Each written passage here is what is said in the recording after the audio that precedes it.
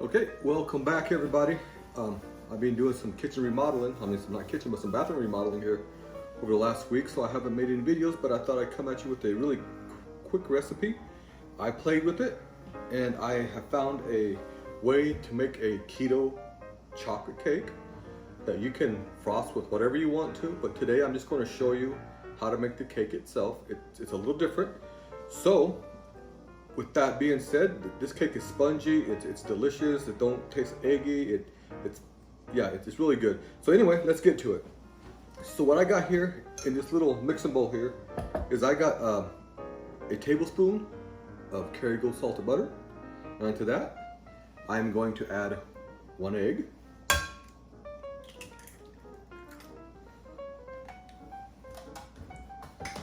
And give it a good get that mixed up in there. Okay, got that mixed up.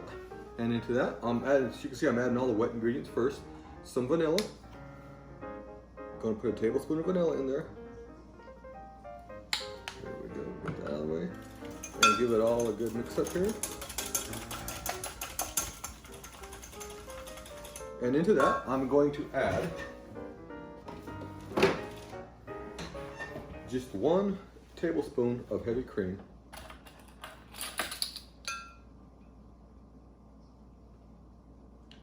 That's it, just 1 scant tablespoon of heavy cream.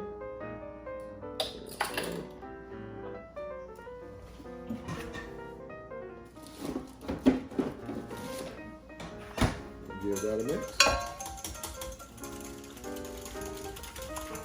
Okay, so here's what I got here. I've got half a cup of almond flour. I'm going to put my little sieve here because you want to sieve this out because there's be lumps in it. And into that, I'm going to add a tablespoon of baking powder. This is half a tablespoon, so I'll add 2 of them. That's 1 and 2. Okay, so that is 1 tablespoon of baking powder. And get that out of the way. And into that, I'm going to add just a little bit of salt, just a pinch, because I use salted butter. I always use salted butter. So I'm going to add in here just a 1/4 teaspoon of salt. Get that out of the way. And into that, I'm also going to add cacao powder. And this stuff here, I'm going to add a 1/4 cup of the cacao powder. That's a nice 1/4 cup. Just put that in there. Get that out of the way. And last but not least, what I got is it's a brown, it's called a Lecanto Golden. It's a brown sugar substitute. It's a sweetener, it's monk fruit, it's brown monk fruit. So I'm going to add that in there. This is about 3 tablespoons. I mean, you can make it as sweet as you like it. And then with all that's done, I'm going to remove this here whisk out of here. And we're going to get to shaking. Get this sieved out of here. That way there's no clumps and lumps in this.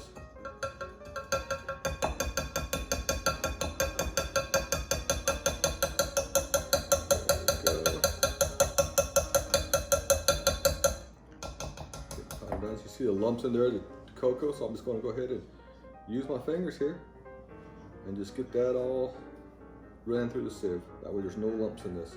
Especially the baking powder. That's the last thing you want to do is bite into a lump of baking powder. It's not the most pleasant tasting thing. Come on, you can do this. So what this does is mix everything fine, the cacao powder, the almond flour, the baking powder. Everything goes through this little sieve here. If you just have one of them old school things like that, you can use that or whatever you got, but you do want to sift this out. Because if you don't, it's not going to be as smooth, and it's not going to cook right. So yeah, please do.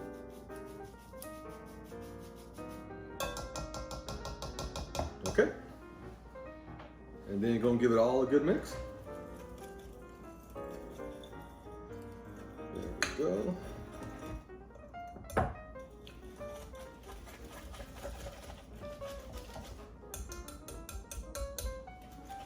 It's going to look very thick at first, but trust me, this is great. Let me get rid of this and get a fork. It works better for this part. fork here. Now we're going to stir this up. So it's going to be thick, like almost like a brownie batter. But we don't want it that thick, so I'm just going to add a little bit of water to it.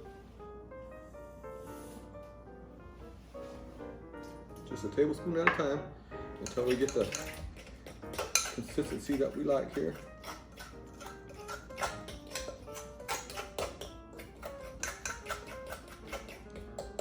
Need another tablespoon.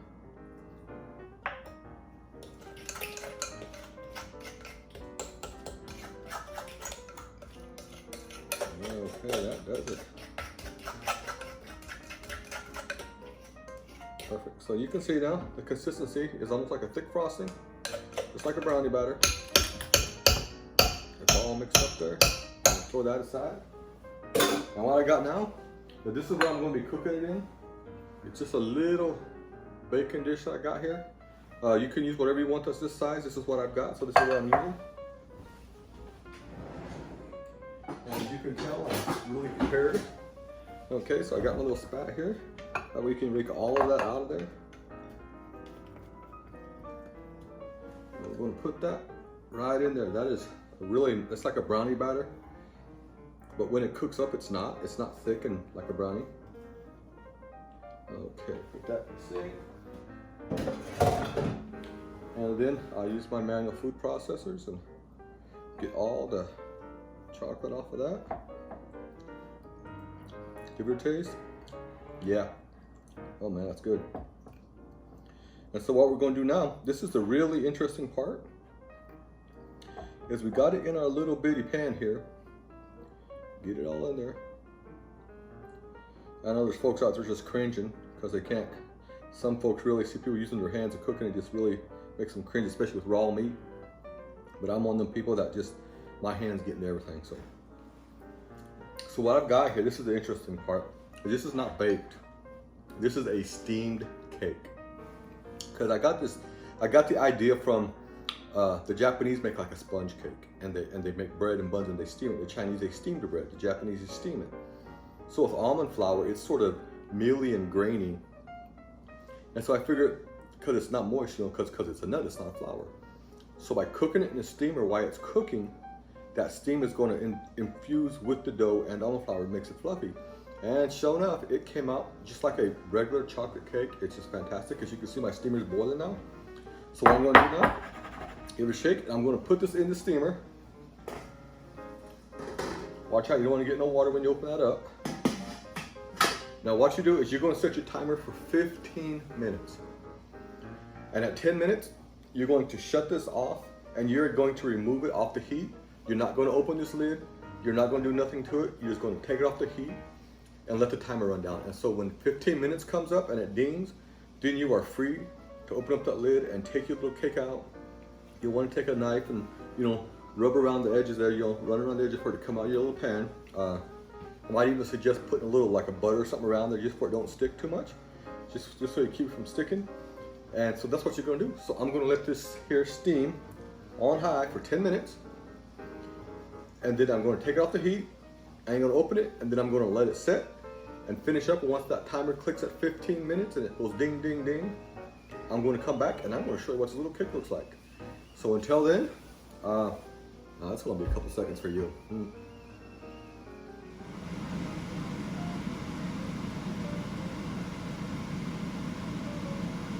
Okay, y'all, the timer went off. It has been exactly 15 minutes. It's been 10 minutes under the steam on a high steam. I mean, the stove is going full bore and the steam is just rolling. And also, I took it off the heat at 10 minutes, set it to the side. I didn't open it, didn't bother it for a full 5 minutes. And so now that's all done. And so now I'm going to take this out of the steamer and show you what it is. I use these because that glass is hot coming out of that steamer. So when you take it out of the steamer, make sure your hands are protected or else it will burn. And always lift the lid away from your face on the steamer because it will steam your face. Okay. So here it is. Let me go ahead and see how hot that one is. That's not too bad. So you can see that cake is nice. It's set up, it's firm just like a regular cake. I'm going to take this knife here I'm gonna score it around the edges here, that way it'll come out. And then after that, I'm gonna go ahead and let it set for a few minutes to cool down. You know, a trick I didn't do it, but a trick is if you take your knife when you're doing this and you just dip it in your butter or some oil, it's gonna get oil on your blade and it won't stick to your hot cake. But I didn't do that, so it's gonna be a little bit sticky there, but it's all right. Okay, so I got that trimmed around the edge. What I'm gonna do now is I'm gonna let it sit here for another 5 minutes to cool down a little bit, and then I'm gonna flip it over and take it out. And what I've got is I just prepared a nice raspberry cream cheese frosting. I'm going to put the ingredients, you know, the directions for that in the description below. I'm not going to make a video of it. I'm just going to tell you what's in there, and it's very, very simple. And so I'm going to cut this thing in half, and then I'm going to layer that cream cheese frosting in the middle, put the top back on it, and then use the rest of the frosting to go over the top, and we'll see what we got. And so when this is cooled down, I will be back and show what it looks like. Okay, folks, so it's cooled down. I rushed it a little bit for the video, but what you want to make sure you do is let this cool down completely before you take it out of your little pan. And again, when you before you put it in there, make sure you put some butter around the bottom of the pan, that way it don't stick. I didn't put enough and it stuck a little bit, but that's beside the point. But anyway, so I just made a simple raspberry cream cheese frosting spread, whatever you want to call it. I cut the cake in half. I filled that top there with the stuff. Then I put the other half back on it, and then I finished it off with that. And so let's go ahead and cut this, where you can see how it cuts. A lot of these things are really hard to cut, or they fall apart. Let me see if I can spread that out here. But as you can see, that cuts really good. It's spongy like a cake. It just is a little bit warm, and so it's kind of but yeah, I'm trying to make sure it's spongy, but it's really good. I'm just going to cut a little piece off here for a little taste test here. And again, I'm a hands-on type of person. See if I get it without making a mess. There we go, just like that. You can see it, it's spongy, it's not too oily, and it is just